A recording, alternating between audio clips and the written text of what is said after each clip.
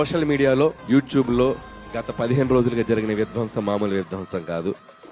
So దొరుకుతాడా దొరకడా? So గట్టిగా దొరికేసా. ఎవరికి దొరికాను? ప్రేక్షకులకు దొరికాను. సినిమా ఇండస్ట్రీ అంతా ప్రొడ్యూసర్లు అనిల్ రావిపూడి చుట్టూ తిరుగుతున్నారు.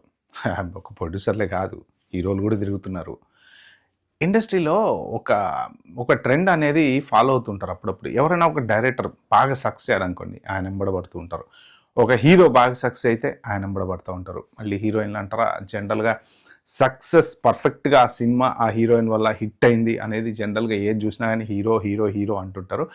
కానీ కొన్ని పాత్రలు కరెక్ట్గా అంటే పర్టిక్యులర్ క్యారెక్టర్, ఈమె ఇప్పుడు జయసుధ ఉంది, జయసుధ కొన్ని క్యారెక్టర్స్ జయసుధ చేస్తేనే బాగుంటుంది. అలా ఉండేవాళ్ళు అనమాట. ఒకప్పుడు కొన్ని క్యారెక్టర్స్ జయప్రద చేస్తేనే బాగుండేది. ఇప్పుడు భరతనాట్యం క్యారెక్టర్ స్వర్ణకమలంలో భానుప్రియ చేశారు.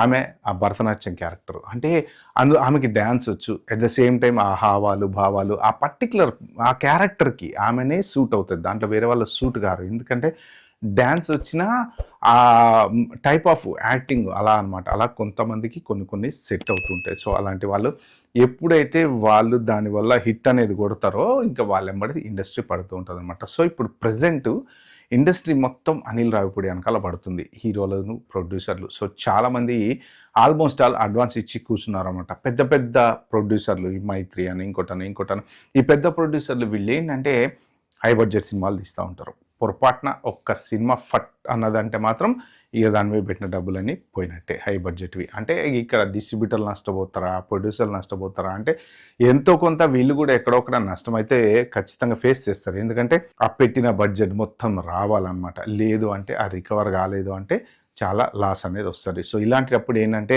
ప్రొడక్షన్ హౌస్ నిలబెట్టుకోవడానికో, లేకపోతే ఒక హీరో ఉన్నాడు ఫర్ ఎగ్జాంపుల్, కంటిన్యూస్గా ఫ్లాపులు పడుతున్నాయి.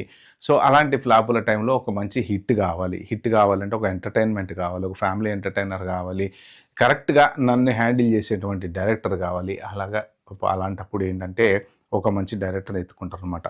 ఇప్పుడు ఇండస్ట్రీలో ఒక సక్సెస్ఫుల్ డైరెక్టరు, ఫ్లాప్స్ లేని డైరెక్టరు, గ్యారంటీడ్ సినిమా సక్సెస్ అంటే అది సూపర్ డూపర్ హిట్ కాకపోయినా జనాల్ని కూర్చోబెట్టి 2.5 గంటలు చూపించగల director.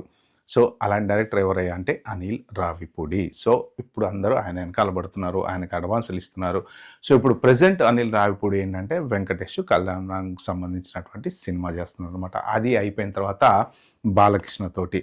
So Anil Ravipudi speciality ఏంటంటే చేసిన స్టోరీయే డబ్బా కొట్టుడు స్టోరీ లాగా మళ్ళీ చేయడు.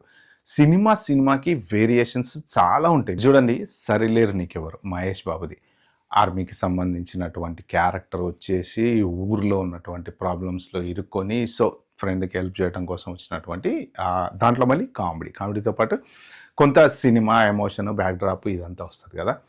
అలాగే భగవంత్ కేసరి చూడండి, అసలు ఏమైనా సంబంధం ఉందా ఆ స్టోరీకి ఈ స్టోరీకి? మళ్ళీ F2 చూడండి, F2 కంప్లీట్ డెడ్ కామెడీ అసలు. కానీ ఇలాంటి డైరెక్షన్ చేసినటువంటి అనిల్ రావిపూడి మళ్ళీ F3కి వచ్చేటప్పటికి కొంచెం ఫ్లాప్ పడ్డది. అంటే బాగుంది అని కొంతమంది అంటారు కానీ F3 అంత సక్సెస్ కాలేదు అని. ఎందుకంటే అదే కాంబినేషన్ యాజ్ ఇట్ ఈస్గా కొంత చూడలేకపోయారు జనాలు. ఏంటంటే F2 అసలు ఒక రేంజ్లో మనం ఇప్పుడు ఈ పస్సాలు చూసినా చూడబుద్ధి అవుతుంటాం, అంత బాగుంటుంది కామెడీగా. F3కి వచ్చేటప్పటికి ఏంటంటే కొంత స్టోరీ డైవర్ట్ అయిపోవటము అది నచ్చలేదు. దాని తర్వాత వచ్చేసి ఇక సంక్రాంతికి వస్తున్నాము చెప్పక్కర్లేదు, అది సూపర్ డూపర్ హిట్ అయింది. సంక్రాంతికి వస్తున్నాం కొంచెం క్లమ్జీ కామెడీ ఉంటుంది, పెద్ద అంతా అది జనాలు ఒక్కొక్కసారి ఎందుకు నవ్వుతారో అర్థం కాకుండా నవ్వుతారో అన్నట్టు ఉంటుంది. కానీ బట్ స్టిల్ ఏంటంటే కొంత కామెడీ మీద సినిమా అయితే నిలబెట్టుకుంటూ వచ్చారు. ఎస్పెషల్లీ వెంకటేష్ మెయిన్ ఆ సినిమా నిలబడ్డం కారణం ఏంటంటే 1 man show Venkatesh acting. So అలాగా ఆ సినిమా నడుచుకుంటూ వచ్చింది. తర్వాత ఇప్పుడు ఈ మనశంకర వరప్రసాద్ చూసుకుంటే ఇక చిరంజీవికి ఇన్ని రోజుల తర్వాత ఒక డిఫరెంట్ సినిమా అంటే వస్తున్నాయి, మాస్లని ఫైట్లని అవ్వని ఇవ్వని. ఇప్పుడు మెగాస్టార్ని వాడుకోవాలంటే ఆయనకు ఒక డిఫరెంట్ స్టైల్ ఉంటుంది. ఫైట్లు పక్కన పెట్టండి, డ్యాన్సులు పక్కన పెట్టండి, ఈ రెండు కాకుండా కథలో కొంత కామెడీయో లేకపోతే ఒక మంచి క్యారెక్టర్, ఒక టైప్ ఆఫ్ క్యారెక్టర్ ఆయనకి ఇచ్చేసి ఆయన నిలబెట్టినటువంటి సినిమా మనశంకర వరప్రసాద్ గారు. అదే ఎంటర్టైన్మెంట్ ఆయన దగ్గర నుంచి ఎక్స్పెక్ట్ చేసింది వచ్చిందనమాట. సో ఇప్పుడు మళ్ళీ నెక్స్ట్ ఈ వెంకటేష్ గారి సినిమా అయిపోయిన తర్వాత ఆబ్వియస్లీ భగవంత్ కేసరి తర్వాత మళ్ళీ బాలకృష్ణ గారితో ఇంకొక సినిమా కన్ఫర్మ్ అయిపోయింది. అది మోస్ట్ ప్రాబ్లీ నెక్స్ట్ స్టార్ట్ అవుతుంది. దాని తర్వాత అంటే ఇప్పుడు గోపీచంద్ మలినేని సినిమా అయిపోయిన తర్వాత మరి మధ్యలో కొరటాల శివ సినిమా ఉంది. మరి కొరటాల శివ బాలకృష్ణ సినిమా మరి ఆగుతుందా నడుస్తుందా తెలియదు, కానీ అనిల్ రావిపూడి స్టైల్ ఏంటంటే ఈ సినిమా రిలీజ్ అంతా అయిపోయిన తర్వాత కాస్త రిలాక్స్ అవుతాడు, మంచిగా చిల్ అయిన తర్వాత వస్తాడు, కూర్చుంటాడు, స్క్రిప్ట్ స్టార్ట్ చేస్తాడు, మొత్తం టప చెప్పిన టైంకి చెప్పిన డేస్ ప్రకారం ఇంకా అయిపోతుంది కథం. అది అనుకుంటాడు, చేస్తాడు, రిలీజ్ చేస్తాడు. అది 30 రోజుల్లో తీస్తారా, 40 రోజుల్లో తీస్తారా, 80 రోజుల్లో తీస్తారా, ఆయనకు ఒక ప్లాన్ అంటూ ఉంటుంది అనమాట. డిలే ఉండదు ఆ సినిమాకి. సో ఆ ప్లాన్ ప్రకారం వెళ్ళిపోతాడు, సంక్రాంతికి రిలీజ్. సో ఆ ప్లాన్లో ఇప్పుడు జనరల్గా ఇప్పుడు పెద్ద పెద్ద సినిమాలు ఉన్నాయి. ఇప్పుడు రేపు టీజర్ అంటారు, ఎల్లుండి ఇది అంటారు, ఇంకోటి అంటారు, అది అంటారు, రిలీజ్ కావు, లేట్లు అవుతా ఉంటాయి, అదైతే అనిల్ రావిపూడి అలా కాదు. Okay, Sankranti to Sankranti fixed అనమాట. అందుకని హీరోలకు కూడా ఒక క్లారిటీ ఉంటుంది. అరే ఈ సినిమా ఈ టైంకి స్టార్ట్ అవుతుంది, ఆ టైంకి వెళ్ళిపోద్ది, ఈ టైంలో డేట్లు ఇచ్చేస్తే సరిపోద్ది, మనకు ఆ డేట్ల ప్రకారం ఆయన షూట్ చేసేసుకుంటాడు, మిగిలిన వర్క్ అంతా ఆయన చేసుకుంటాడు. కాబట్టి సో దాని ప్రకారం ఒక కంఫర్టబుల్ జర్నీలో ఉంటారు హీరోలు. అందుకని చెప్పేసి ఇప్పుడు హీరోలు ఎవరెవరైతే హిట్ కోసం ఆ మధ్యన రామ్ చరణ్ కూడా అదే అనుకున్నాడు. ఏంటంటే వీళ్ళంతా హై బడ్జెట్ 100,000 కోట్ల బడ్జెట్లలోకి వెళ్ళిపోయి అది హిట్ కాక జనాలని రుద్ది చంపేసి ఆ స్టోరీలు అర్థం కాక ఫైట్లు కొట్టుడు. అనిల్ రావిపూడి సినిమా ఏంటంటే కాస్త 2 గంటలు కూర్చుంటే సరదాగా నవ్వుతూ అలా ఒక ఎంటర్టైన్మెంట్లోంచి బయటకు వస్తాం మనం. అది ఒక సినిమా చూసాము అమ్మయ్య అనే ఫీలింగ్ ఉంటుంది అనమాట. ఇప్పుడు ఈ పాన్ ఇండియాలంతా గుద్ది రుద్ది చంపుడు కొట్టుడు నరుకుడు ఇంట్లో మూసలో ఉన్నాయి కాబట్టి స్పెషల్గా ఆయన సినిమా కనబడుతుంది అనమాట. త్రివిక్రమ్ సినిమాలు కూడా అలా ఉండేవి ఒకప్పుడు. సో ఏంటంటే ఒకప్పుడు ఏంటి, ఇప్పటికీ త్రివిక్రమ్ సినిమాలు మొన్న చూడండి రీసెంట్గా అలవైకుంఠపురము. సో ఇప్పుడు మరి వెంకటేష్ సినిమా రాబోయేది ఎలా ఉంటుందో తెలియదు, కానీ అది కొంత ట్రైలర్ అయితే డిసప్పాయింట్మెంటే ఉంది, అది పెద్దగా ఏం అర్థం కాలేదు. అయితే ఇప్పుడు అనిల్ రావిపూడికి చాలా అడ్వాన్సులు చాలామంది ఇచ్చారట. నెక్స్ట్ ఎవరి సినిమా, ఇప్పుడు బాలకృష్ణ సినిమా అయిపోయిన తర్వాత పెద్ద లైనప్ ఉంది ఆయనకి. నెక్స్ట్ 10 ఏళ్ళు నాకు తెలిసి గ్యారంటీడ్గా సినిమాలు కంటిన్యూస్గా ఎవరెవరు ఆయన అవకాశం ఇవ్వాలి. ఇప్పుడు ఆయనకి అవకాశం ఇవ్వటం కాదు. ఇప్పుడు అనిల్ రావిపూడికి వేరే వాళ్ళ అవకాశం ఇచ్చే సీన్ లేదు. అనిల్ రావిపూడే టోకెన్ నెంబర్ 3 టోకెన్ నెంబర్ 4 అని చెప్పి ఆయన చూస్ చేసుకోవాల్సిందే. అయితే ఏంటంటే ఈయన ఆల్మోస్ట్ ఆల్ ఇంకా ప్రతి సినిమాలో కూడా సెకండ్ హీరోని పెట్టడం మొదలు పెట్టాడు అనమాట. సో ఇప్పుడు ఏది మన F2లో కూడా 2 హీరోలు ఉన్నారు, F3లో 2 ఉన్నారు, సంక్రాంతికి వస్తున్నాం. ఇప్పుడు ఈవెన్ మన శంకర వరప్రసాద్ కూడా చూడండి, దాంట్లో కూడా మళ్ళీ వెంకటేశ్వర గారిని తీసుకొచ్చి దూర్చారనమాట. సో అలాగా ఏంటంటే కొంత స్క్రీన్ ఎంటర్టైన్మెంట్, ఎస్పెషల్లీ కథ ఉండదండి, కథ పాడు ఉండదు అనిల్ రావిపూడి సినిమాలో. ఒక ఎంటర్టైన్మెంట్, ఒక సినిమా ఒక చోట స్టార్ట్ అవుతుంది. ఒక మన శంకర వరప్రసాద్లో కూడా ఏమైనా ఉందా కదా, ఏం లేదు, కామెడీ డైలాగులు.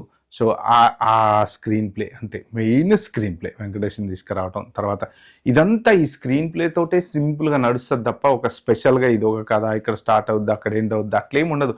కథ అనేది ఏదో ఒకటి క్రియేట్ చేస్తారు అంతే, ఒక పర్టికులర్ ఒక టాస్క్ అనేది తీసుకుంటారు అంతే. సో దాంట్లో స్క్రీన్ ప్లే కామెడీ. F2 ఉంది, F2 కథ ఏముంది, ఇప్పుడు ఆ వెంకటేష్ని వాళ్ళకి పెళ్ళి అయింది, వీళ్ళిద్దరికి పెళ్ళి అవుద్ది. సో అంతే, దాని మీద ఎంటర్టైన్మెంట్ మీద నడిపించుకుంటూ వెళ్ళిపోతారు, కలుపుతారు దాన్ని ఎక్కడ ఒకటి ఏదో రకంగా కలుపుతారు, కాస్త ఎంటర్టైన్మెంట్ క్రియేట్ చేస్తారనమాట. అది అనిల్ రావిపూడి స్టైల్. కాబట్టి మొత్తానికి ఇండస్ట్రీలో ఇప్పుడు one of the busiest director.